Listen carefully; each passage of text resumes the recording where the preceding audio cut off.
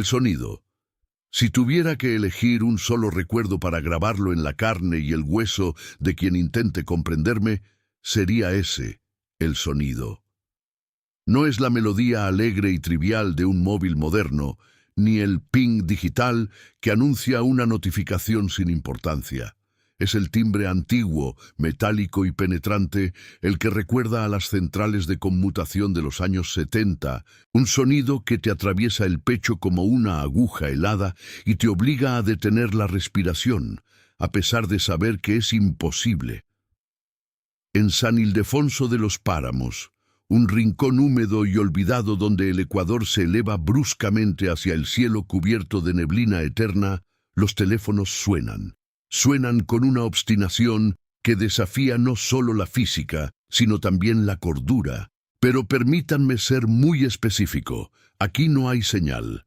Nunca la ha habido. Los cables que llegan al pueblo están cortados a varios kilómetros de distancia, enterrados en el lodo y la maleza, corroídos hasta el cobre desnudo.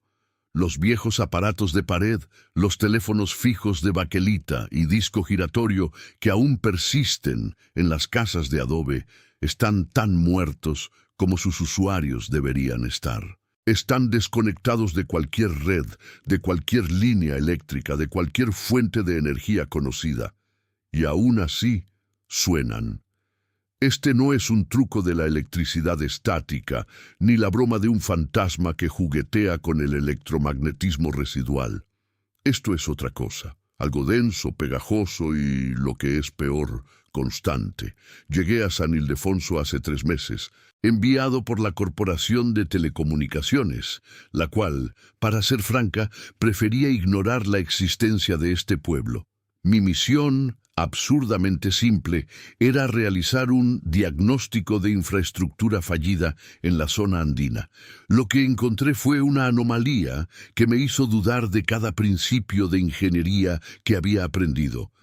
San Ildefonso es pequeño, apenas 73 almas viviendo bajo el yugo de una humedad opresiva y un silencio que rara vez se respeta. Es un lugar donde el tiempo parece haberse detenido en 1985, justo antes de que el progreso decidiera saltarse este valle. Sus casas se aferran a la ladera, cubiertas de musgo y la historia no contada. Cuando aterricé, el aire estaba tan pesado que sentí que respiraba agua. Los aldeanos me miraron con una mezcla de curiosidad desganada y profunda lástima. Sabían que, como todos los técnicos anteriores, yo también fracasaría. El primer teléfono que examiné estaba en la casa de doña Elena, una anciana que vendía hierbas secas y que tenía los ojos de alguien que había visto demasiado sufrimiento. El aparato era un modelo pesado, color crema, con el cable enrollado y amarillento por el tiempo. Doña Elena me ofreció un café fuerte y se sentó en silencio mientras yo comenzaba mi inspección. Lo primero fue el ritual obvio: desmontar la carcasa. El interior estaba limpio, increíblemente libre de polvo dada la antigüedad. El mecanismo de campana, ese pequeño dispositivo que produce el repique, estaba intacto. Revisé las conexiones internas. Todo en orden, pero completamente aislado. Conecté mi voltímetro portátil a las terminales donde debería entrar la línea, buscando cualquier indicio de voltaje residual, de inducción, de absolutamente nada que pudiera explicar el fenómeno. 0. Un perfecto, rotundo 0. Mientras estaba allí, con la carcasa del teléfono abierta sobre mis rodillas y mis herramientas esparcidas en la mesa de madera, ocurrió el tono. Salté hacia atrás, golpeando la mesa y derramando el café hirviendo. Doña Elena ni siquiera parpadeó. Continuó sorbiendo su propia taza con una serenidad que me pareció aterradora. El sonido era agudo, persistente. Venía del aparato, justo del mecanismo que yo estaba examinando. Metí la mano, tocando los resortes de la campana. Estaban vibrando activamente. El sonido era físico, real, palpable, pero no había ninguna corriente eléctrica que lo estuviera impulsando. Simplemente Sonaba. Observé los cables que salían de la pared. Los había rastreado antes, siguiendo el rastro oxidado hasta el poste más cercano. Había cortado la línea maestra a 3 kilómetros del pueblo el día anterior como medida de precaución ridícula. La línea estaba muerta. La campana, sin embargo, vibraba como si una fuerza invisible y concentrada estuviera golpeando el metal una y otra vez. «Es la llamada», dijo doña Elena con voz rasposa, sin dejar de mirar la ventana brumosa. «Siempre es la llamada». «¿La llamada de quién?» «Doña Elena, esto es imposible. No hay línea, no hay energía. ¿Es una batería interna?» Ella soltó una risa seca, sin humor. «Hemos quemado las baterías, hijo. Hemos enterrado los teléfonos en cal. Los hemos lanzado al río para que se los lleve la corriente. Vuelven, o el sonido nos sigue». El conflicto aquí no era arreglar un fallo técnico. Era refutar la existencia de algo que violaba el orden fundamental del universo. La tensión comenzó a construir un nudo en mi estómago que aún no se ha deshecho. Si no puedo medirlo, si no puedo cortarlo, si no puedo explicar la energía detrás del movimiento de esos resortes, entonces, ¿qué estoy combatiendo? La llamada duró exactamente 58 segundos y luego se detuvo con un chasquido cortante. Guardé mis herramientas, sintiendo la adrenalina del pánico mezclada con la humillación científica.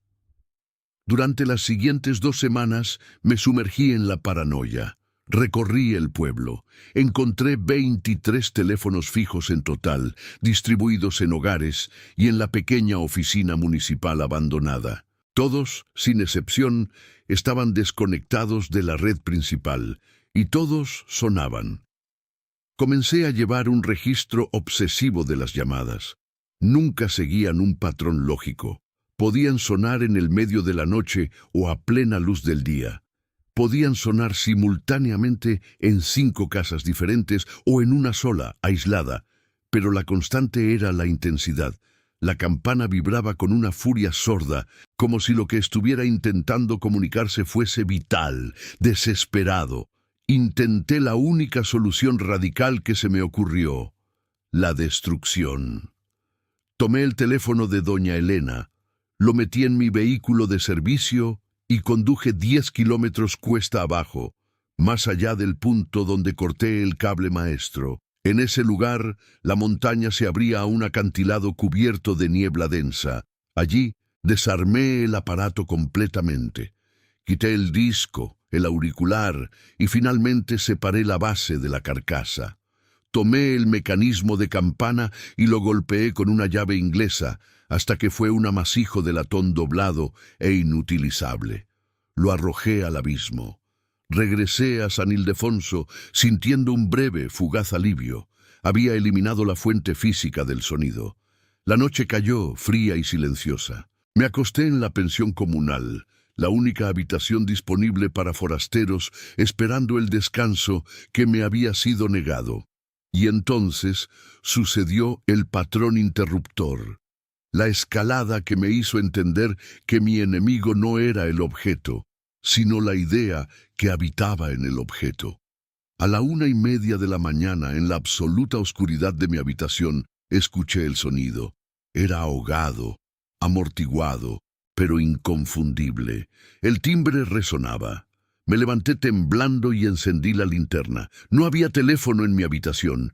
Me dirigí a la puerta, abrí de golpe y me asomé al pasillo. El sonido venía del piso de abajo. Bajé corriendo. El sonido provenía del pequeño escritorio de recepción, donde la dueña de la pensión, la señora Graciela, había dejado un teléfono inalámbrico. Era un modelo moderno, digital, que funcionaba con baterías recargables. Cuando la señora Graciela escuchó mis pasos, salió de su cocina. «Nicolás», susurró con los ojos desorbitados, «el teléfono no está conectado». Ella tenía razón. El teléfono inalámbrico no solo estaba desconectado de la base de carga, sino que la base misma estaba apagada y desenchufada. Retiré la batería de litio del auricular. El timbre no cesó. Ring, ring. Sostuve el teléfono sin batería en mis manos. El aparato vibraba. No había energía, no había red, pero el altavoz, por algún medio desconocido, estaba siendo activado. El pánico se apoderó de mí con la fuerza de un ataque físico. No era la vibración del metal lo que me aterrorizaba, sino la implicación. Si no es la red ni la energía, es la intención. La llamada no es generada por el cable, la llamada es el teléfono. Y al destruir el aparato de doña Elena, no había terminado la llamada. Solo había obligado a la entidad a encontrar un nuevo receptor. El teléfono inalámbrico en mis manos se cayó abruptamente. El silencio que siguió fue 100 veces peor que el ruido. La señora Graciela me tomó del brazo. Sus uñas se clavaron en mi piel. No los toque, Nicolás. Nunca los toque mientras suenan. Y por el amor de Dios, nunca conteste. Ese fue mi reenganche con la locura. La gente del pueblo no solo convivía con el sonido, convivían con la regla estricta de la no interacción. El sonido era una advertencia. Pasé las siguientes semanas observando y estudiando a los habitantes de San Ildefonso, buscando la clave en su historia, no en mis diagramas de circuitos.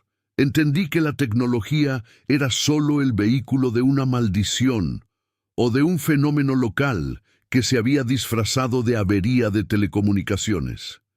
Descubrí la historia de la línea muerta. Contaban que el problema había empezado hacía 20 años, casi al mismo tiempo que la única línea telefónica que conectaba San Ildefonso con el mundo exterior se rompió definitivamente durante un deslizamiento de tierra. En lugar de reparar el tramo, el gobierno lo dio por perdido. La primera noche después del corte, los teléfonos viejos de carbón, que se suponía que estaban obsoletos, comenzaron a sonar.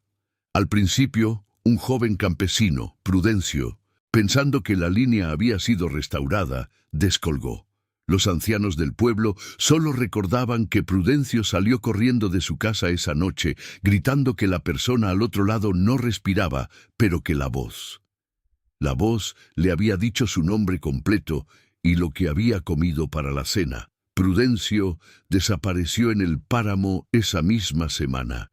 Nadie lo encontró jamás. La revelación que me golpeó con más fuerza ocurrió en la casa del cura, un hombre mayor, cansado y con los ojos siempre rojos, llamado Padre Ángel. Me mostró su teléfono, un artefacto que había sido cubierto con cera de vela y envuelto en un paño morado. «Toca a destiempo», me explicó el Padre Ángel, señalando el aparato envuelto. «Siempre toca a destiempo con la vida». Le pedí que me explicara.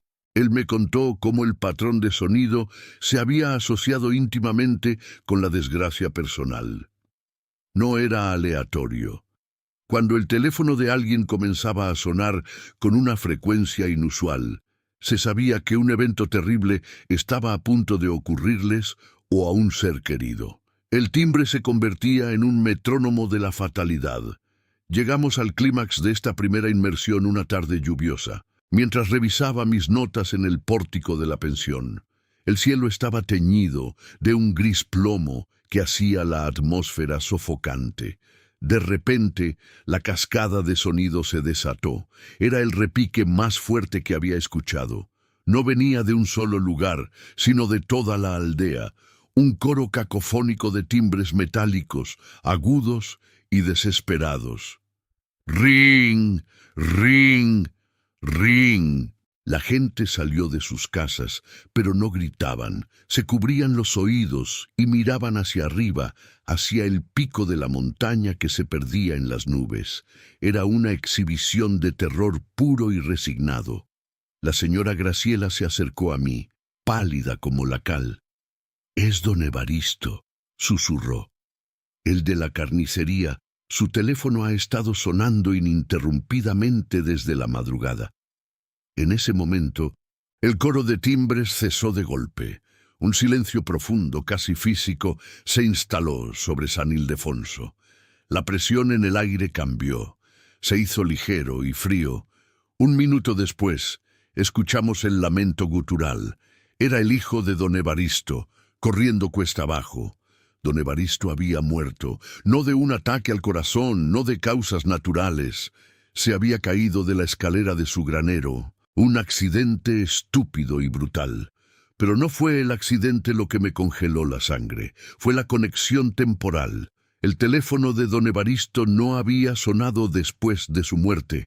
Había estado sonando antes y durante, y había cesado justo en el momento exacto en que su vida se extinguió. La llamada no era el resultado de un evento, era la anticipación del evento. La línea muerta no estaba tratando de conectar a los vivos, sino que estaba tratando de arrastrar a los vivos a alguna forma de conexión con lo que ya estaba del otro lado. La muerte, el pasado, el páramo eterno. La verdadera revelación fue esta. El sonido era la única prueba de que el pueblo seguía siendo relevante para algo. Que aunque estuviera desconectado del mundo, estaba terriblemente conectado con algo más oscuro. La conclusión que saqué, y por la cual aún permanezco aquí, prisionero voluntario de este sonido imposible, es que la energía que hace sonar esos teléfonos no es la electricidad. Es la memoria no liberada. Son los ecos de las tragedias que San Ildefonso ha enterrado. Y el timbre es la forma en que esas tragedias intentan volver a entrar en la conversación.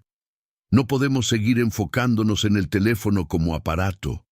Tenemos que enfocarnos en quién llama y por qué. Y para eso necesito ir más profundo que los cables cortados. Necesito buscar en la historia oral del pueblo. Necesito que investiguemos las leyendas locales, los nombres que se susurran y las tumbas que han sido olvidadas. Porque si queremos silenciar este horror, primero debemos entender el mensaje que la línea muerta está tratando de transmitir. Y para ello tendremos que descolgar el teléfono y escuchar el silencio. Prepárense, porque la parte 2 nos llevará a las profundidades de la Biblioteca Eclesiástica de Quito, buscando la verdad sobre lo que realmente se rompió en esta montaña hace 20 años. Hay nombres que están esperando a ser llamados, y temo que el mío esté entre ellos. El repique se había vuelto personal. Ya no era un simple fallo eléctrico o un fenómeno esporádico.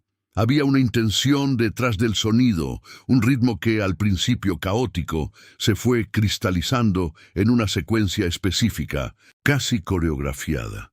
La cadencia era la misma, sí, pero los intervalos se acortaban. La pausa entre el timbre de la sala de estar y el de la biblioteca se redujo de 5 minutos a 2, y luego a unos angustiosos 30 segundos. Era como si la villa estuviera siendo sometida a una prueba de estrés auditivo, como si una inteligencia invisible estuviera manipulando los hilos del tiempo y del sonido para asegurar que el impacto psicológico fuese máximo, que no hubiera un solo momento de respiro. El sonido, que al principio me había parecido una curiosidad macabra, se transformó en una agresión física. El bronce vibraba con una potencia que desafiaba su falta de conexión. Era un sonido denso, metálico y cavernoso, que no solo llegaba al oído, sino que resonaba en la caja torácica. Un martilleo rítmico que me hacía sentir náuseas, como si la presión atmosférica del cuarto cambiara drásticamente con cada campanada.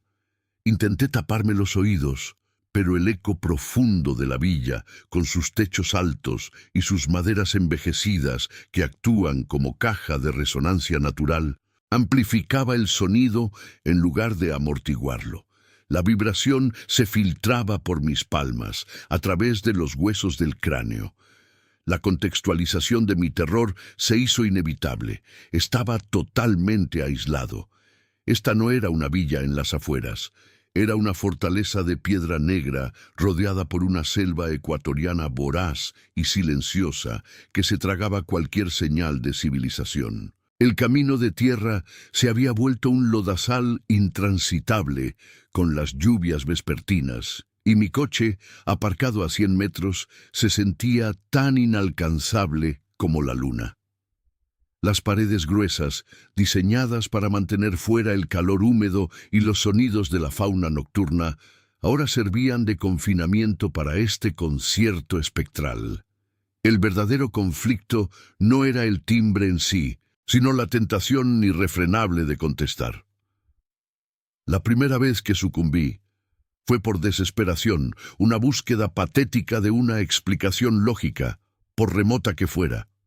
Fue el teléfono de la cocina, un modelo de baquelita negra y pesada, el que se atrevió a sonar durante más tiempo, casi suplicando atención.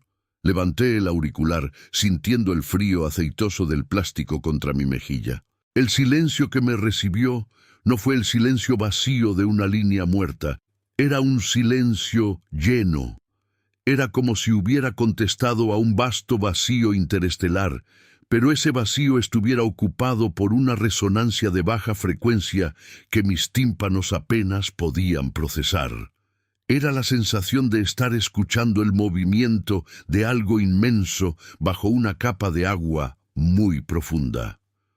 Un zumbido constante, como si millones de insectos estuvieran vibrando al unísono, o como el tenue rugido del magma bajo la corteza terrestre. No había voz. No había estática, solo ese infrasonido que me hacía sentir la presión en mis sienes. Luego, el zumbido se fracturó.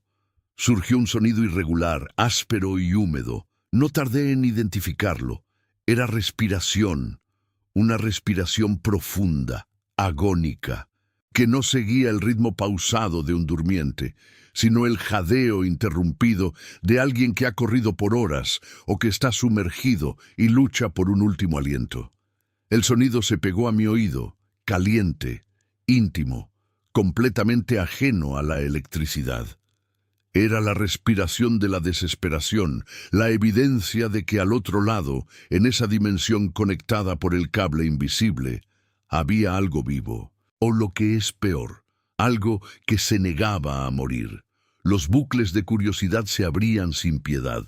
¿Por qué teléfonos? ¿Por qué esta villa? ¿Quién había vivido aquí antes, en esta jaula de piedra y musgo? La respuesta parcial llegó al día siguiente, durante una mañana brumosa, cuando la casa dejó de sonar por unas horas, sumida en una calma tensa que era más aterradora que el ruido. En el altillo, un espacio sofocante lleno del olor a moho y a naftalina olvidada, encontré un baúl de cedro. Dentro, fajos de cartas y cuadernos de tapa dura. Eran los diarios de doña Eliana, la esposa del ingeniero que había construido la villa en la década de 1930. Las entradas eran obsesivas, detallando la soledad impuesta por la lejanía. Pero había un patrón recurrente: las comunicaciones. Octubre 14, 1937. El cableado llegó hoy. Mi esposo insiste en que las líneas de comunicación son vitales, no solo para su trabajo, sino para mantenernos cuerdos. Dice que el silencio de la selva tiene dientes afilados. Noviembre 2, 1937. El primer teléfono. Es una maravilla de tecnología, una voz que cruza montañas. Pero a veces, cuando lo miro, me parece que no está conectando a Guayaquil o Quito, sino a algo mucho más cerca, algo que siempre ha estado aquí. Las entradas posteriores se volvían frenéticas, escritas con tinta desvanecida y letra temblorosa. Describían una creciente dependencia de las llamadas, no para recibir noticias, sino para enviar súplicas. La villa se había convertido en un punto nodal, la única forma de contactar al mundo exterior, y de repente la conexión se había cortado, pero no por un rayo o un poste caído. Doña Eliana escribió sobre una niebla negra que se tragó las señales, y como, incluso después de que los ingenieros confirmaran la línea muerta, ella podía jurar que los teléfonos seguían sonando a lo lejos, en las habitaciones vacías. El desarrollo de mi propia espiral de locura se aceleró. Pasé de intentar entender el fenómeno a intentar destruirlo. Me armé con herramientas oxidadas que encontré en la bodega, decidido a desmantelar los instrumentos de tortura. Uno a uno abrí los teléfonos antiguos. Los modelos de pared eran complejos, llenos de bobinas de cobre finamente enrolladas y mecanismos de campana de latón pulido. Revisé cada tornillo, cada terminal.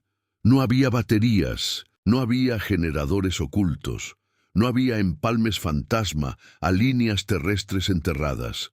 Eran cáscaras vacías, hermosos ataúdes de comunicación. Sin embargo, cuando el teléfono de la biblioteca, completamente abierto, con sus tripas expuestas sobre la mesa de caoba, comenzó a sonar, la verdad se hizo insoportablemente palpable. La campana vibró, sin que el martillo interno se moviera visiblemente. El sonido emanaba del metal mismo, una resonancia que provenía de la materia. La sincronización de los eventos empeoró. El reloj biológico se descompuso bajo el asedio acústico. Noté que los repiques ocurrían exactamente a la hora, cada hora, pero lo más escalofriante era la ligera variación en el tono.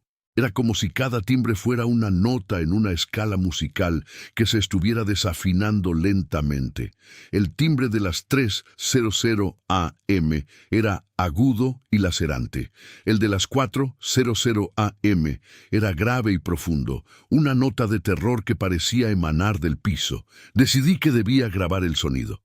Armé mi equipo portátil y coloqué un micrófono de alta sensibilidad cerca del teléfono de la sala. Quería analizar la frecuencia, encontrar una pista. A las 5:00 AM, el teléfono sonó. Grabé el repique perfecto, limpio, potente, imposible. Pero al revisar la grabación, noté algo que no había percibido en el momento. Justo después del último ring, hubo un pico de audio breve, casi inaudible, bajo el estruendo de la campana. Lo limpié, lo amplifiqué, y lo que emergió fue la cúspide de mi descenso al pánico. Ya no era la respiración agónica, era una voz. No era una palabra completa, sino un sonido gutural, como si alguien estuviera intentando hablar mientras tenía la boca llena de arena húmeda. Lo reproduje en bucle, sintiendo el sudor frío gotear por mi espalda. La voz intentaba articular algo que sonaba como un nombre que, por su antigüedad y rareza, solo podía pertenecer a las entradas del diario de doña Eliana. Felipe, su esposo. El ingeniero obsesionado con la comunicación. La voz era tan débil, tan cargada de dolor y súplica, que mi mente luchó por rechazarla como una ilusión auditiva. Pero la evidencia estaba ahí, grabada en el éter digital, una conexión fantasma que desafiaba toda ley física. Me di cuenta de que el teléfono no era el comunicador, era el receptor. Alguien estaba intentando desesperadamente contactar a Felipe, o quizás Felipe era quien estaba intentando contactar a alguien, atrapado en un bucle temporal de desesperación. Este miedo se confirmó en el momento de mi reenganche al terror. Era la 1 de la tarde. El teléfono de mi mesita de noche, el único que no había intentado desarmar, comenzó a sonar. Lo tomé de un tirón, decidido a enfrentar lo que fuera que estuviera al otro lado. En el impulso, desconecté el auricular de la base. El cable se separó del cuerpo principal del teléfono. Lo sostuve en mi mano, un trozo de plástico y cable sin alimentación, completamente inerte. Y sin embargo, el sonido no se detuvo. El auricular, el pequeño cono de escucha que sostenía contra mi oreja, comenzó a vibrar. No era la campana, era la membrana interna del receptor.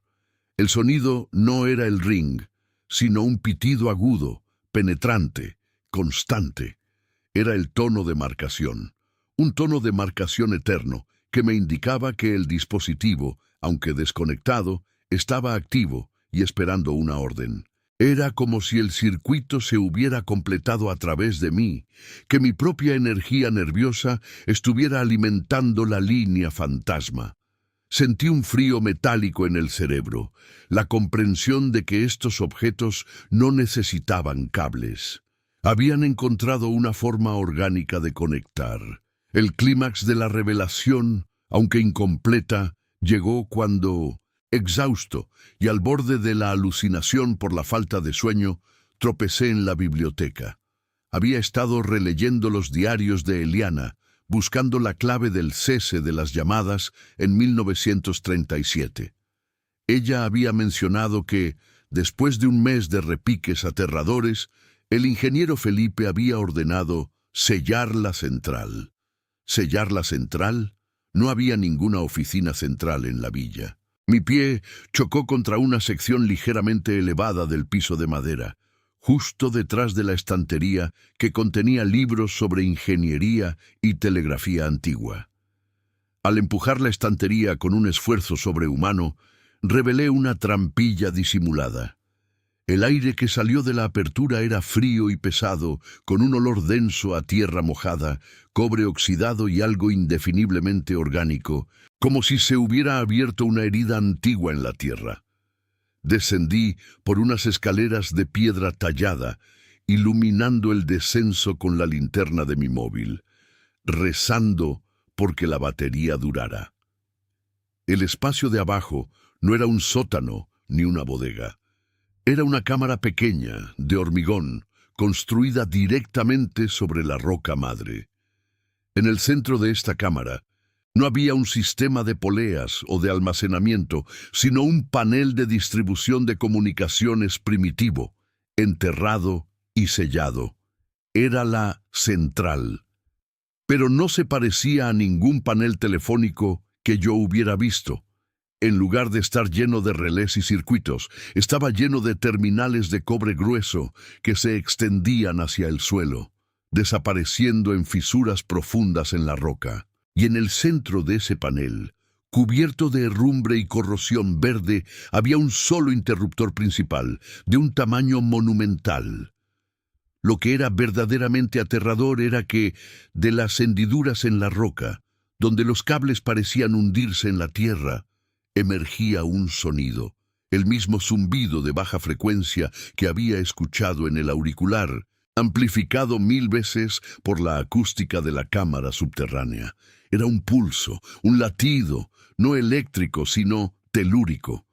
Los teléfonos de arriba no estaban llamando a la villa, estaban llamando desde la villa. Alguien o algo había estado usando la red de cobre de Felipe, que se hundía directamente en las profundidades de la tierra, como una forma de comunicación subterránea. La villa era una antena, y los teléfonos eran los auriculares para escuchar lo que se agitaba bajo el suelo de Ecuador. Me acerqué al panel y vi una inscripción grabada en el metal, justo debajo del interruptor. No cortar la comunicación. Mantener el receptor levantado. Al instante, miré a mi mano. Recordé la respiración agónica. Recordé el intento de pronunciar Felipe. Felipe no había sellado la central para silenciar el ruido. La había sellado para contener lo que estaba tratando de salir. Y el precio de cortar la comunicación era liberar la fuente de la llamada. En ese momento, el zumbido en la cámara se detuvo. La quietud era absoluta, más opresiva que la respiración. Miré hacia arriba, hacia la tenue luz que se filtraba por la trampilla. Había cometido el error fatal de investigar, y ahora la cosa al otro lado de la línea sabía exactamente dónde estaba yo. Una nueva vibración comenzó, no en el teléfono, sino en mis propios huesos. Sentí el pulso de la central bajo mis pies. La línea estaba en espera, pero no era el tono de marcación. Era un silencio expectante, hambriento. Yo había abierto el portal. La conclusión fue devastadora. Yo era el nuevo enlace.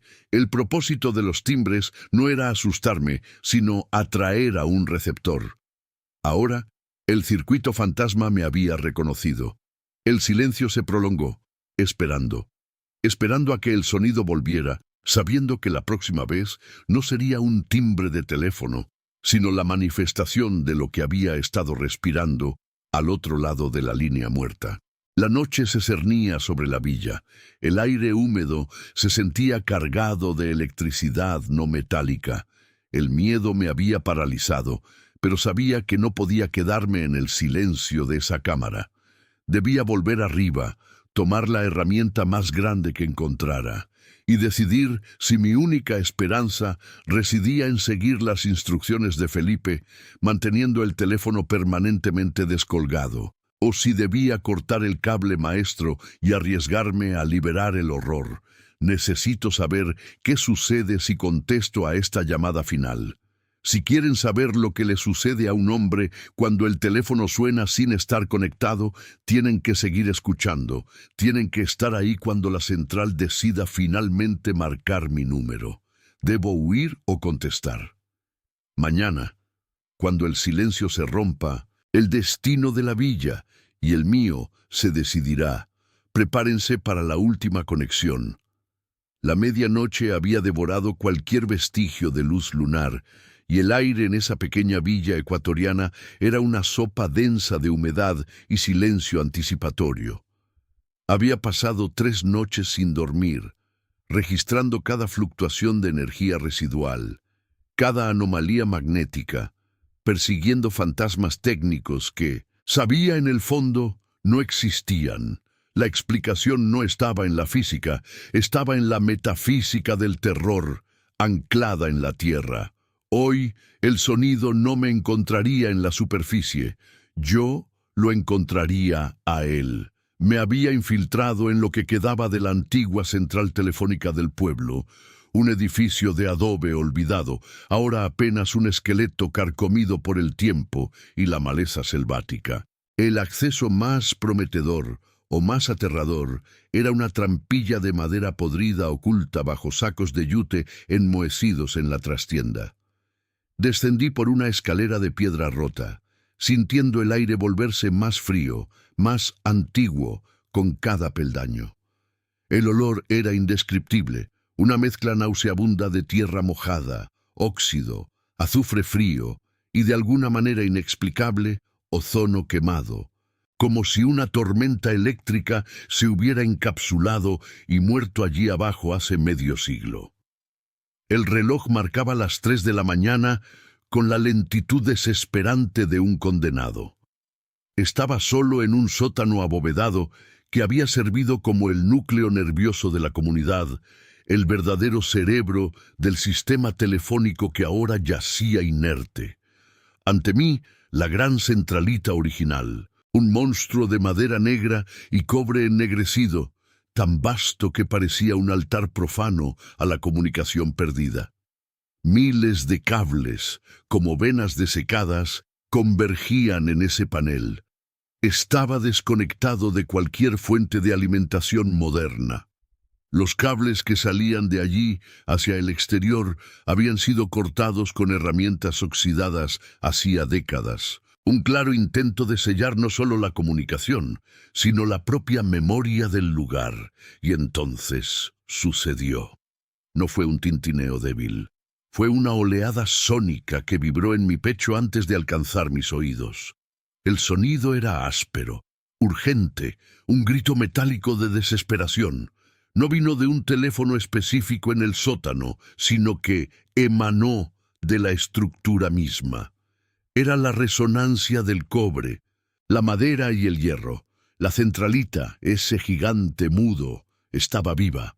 Los relés, a pesar de la falta de electricidad, emitían un clic-clic-clic fantasmal, débiles chasquidos que indicaban una conmutación interna. Mi linterna enfocó la fuente del ruido más fuerte.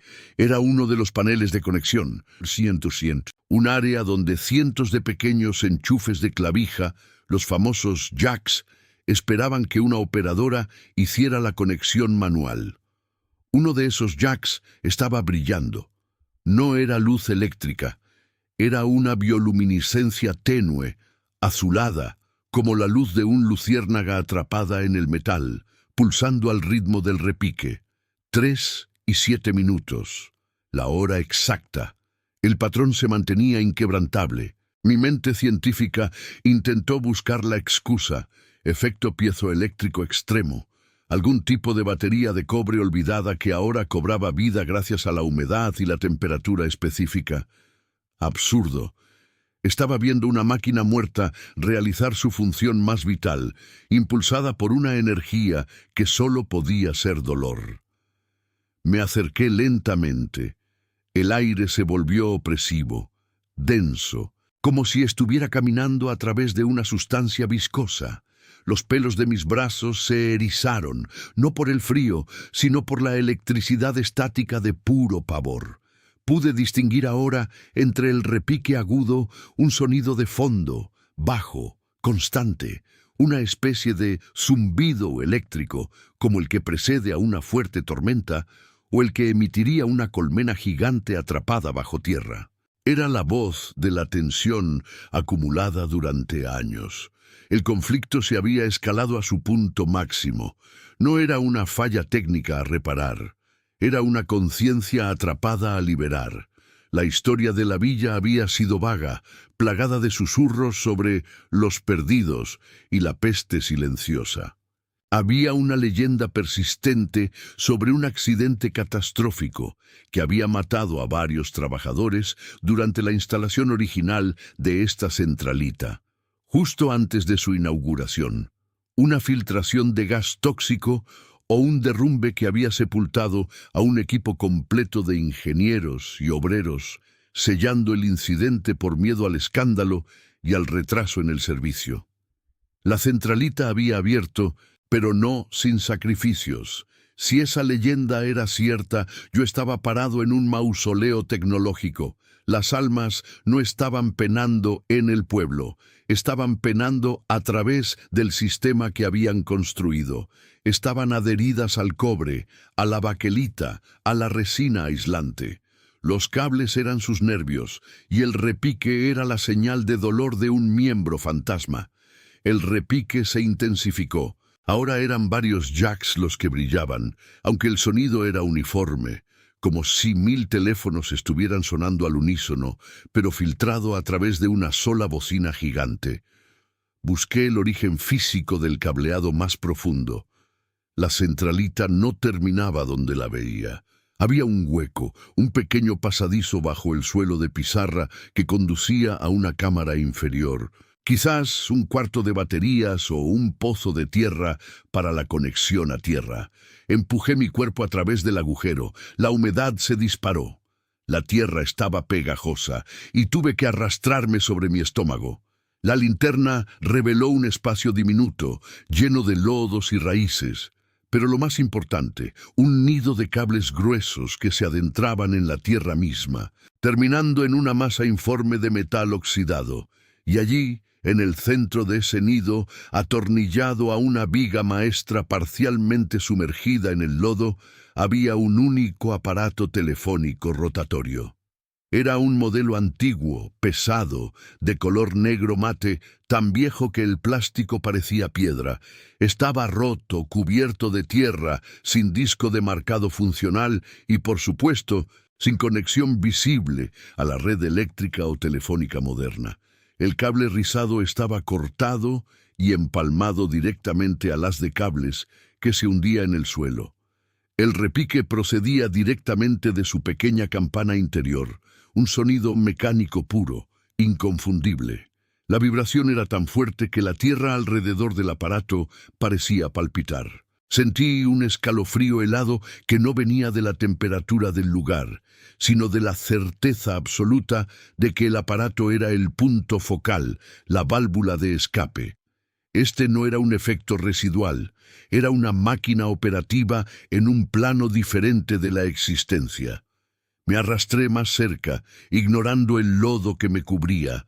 Pude oír algo más que el mero timbre.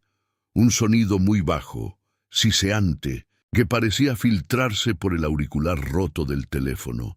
Era como el murmullo de una multitud atrapada, voces distorsionadas por la presión y la desesperación, intentos de diálogo que habían estado resonando a través de ese sistema durante décadas, inaudibles para el mundo exterior hasta que la alineación de la medianoche o las 3:07 AM les daba la suficiente energía espectral para manifestarse como ruido.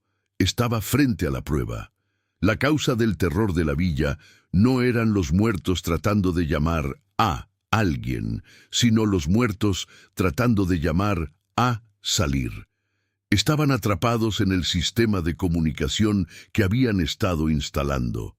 El cobre actuaba como su red nerviosa, la centralita era su prisión sensorial.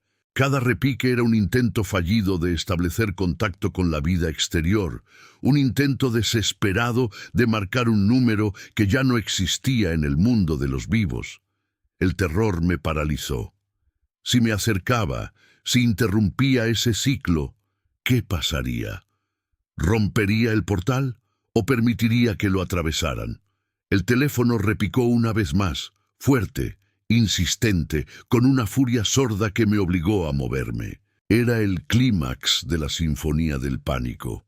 Me dije a mí mismo que no podía irme sin saber qué sonido había estado atormentando a estas almas. Tenía que contestar. Mi mano temblaba mientras me acercaba al aparato. La baquelita estaba fría, pero la parte donde el timbre resonaba estaba extrañamente tibia. Levanté el auricular, pesado y pegajoso de humedad. El repique cesó inmediatamente. El silencio que siguió no fue un alivio, fue una cancelación absoluta del sonido, un vacío. Mi corazón golpeó tan fuerte que pensé que el latido iba a romper el tímpano de mi oído libre. Acercando el auricular a mi oreja, esperé el chirrido, la estática, el grito. No hubo nada de eso. Al principio solo un vacío sordo, la ausencia total de tono demarcado. Pero entonces el siseo bajo que había escuchado antes se hizo más claro. Era más que estática. Eran cientos de voces superpuestas, aplastadas unas contra otras, intentando articular. No eran palabras, eran fragmentos de sonidos cotidianos, congelados en el tiempo. Escuché el sonido de una herramienta metálica golpeando piedra, el murmullo de una conversación sobre comida, el sonido de alguien tarareando una melodía vieja y popular de la época. Y sobre todo, escuché un sonido particular, claro como el agua, que me hizo temblar hasta la médula, el sonido de alguien marcando. Pero no era el disco de marcado del teléfono que yo sostenía, era un sonido hueco, rítmico, como si la marcación se estuviera haciendo en el vacío, en otro plano. 1, 2, 3. La voz al otro lado, o más bien la suma de las voces, coalesció en algo singular, algo terrible. No era lenguaje, era una emoción, pánico puro e incomprensible. Y luego, en medio de ese pánico, se escuchó una sola palabra, una palabra quebrada por la desesperación, dicha tan claramente que parecía estar susurrada directamente en mi cerebro, no a través del aparato. Y después, el sonido de la marcación se detuvo. No se cortó la llamada, no hubo un clic. Simplemente, el hilo del sonido se deshilachó y desapareció. Lo único que quedó en el auricular fue el mismo zumbido bajo que sentía en el aire, la tensión residual de un sistema nervioso que acababa de agotarse. Solté el auricular, cayó en el lodo con un sonido sordo. La luz azulada en la centralita de arriba desapareció. El sótano se sumergió en una oscuridad absoluta, tan densa que mi linterna parecía luchar por penetrarla. Los repiques se habían detenido. Los espíritus, o la energía, o lo que fuera que impulsaba esa red, habían logrado su objetivo, habían establecido contacto, pero al establecer contacto, habían agotado su carga. La marcación desesperada había terminado. No lograron llamar a un número funcional, me habían marcado a mí. Me quedé allí, cubierto de lodo y horror, durante lo que parecieron horas, sabiendo que el fenómeno había terminado. El patrón de llamadas había sido roto. Había atendido el teléfono de los muertos. Salí de esa cámara subterránea cuando el sol comenzaba a asomar, pálido y apático, sobre las colinas ecuatorianas. Dejé la villa sin hablar con nadie, sin escribir un informe. El miedo se había grabado en mí a un nivel molecular.